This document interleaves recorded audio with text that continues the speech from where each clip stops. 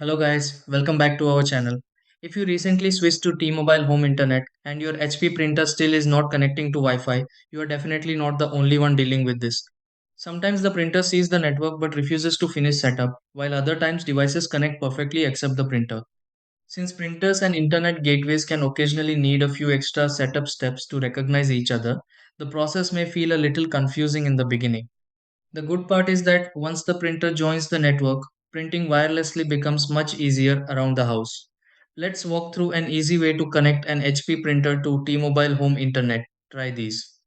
Step 1. Turn on the HP printer and place it close enough to the T-Mobile home internet gateway during setup. Step 2. Open Wi-Fi settings on the HP printer and search for the network coming from the T-Mobile home internet gateway. Step 3. Carefully enter the password connected to the T-Mobile home internet gateway on the HP printer carefully. Step 4. Open the app linked to the HP printer if setup instructions appear for wireless connection help. Step 5. Confirm the HP printer and the device you print from both connect to the same T-Mobile home internet network. Step 6. Print a test page from the HP printer and confirm everything works normally through the T-Mobile home internet gateway.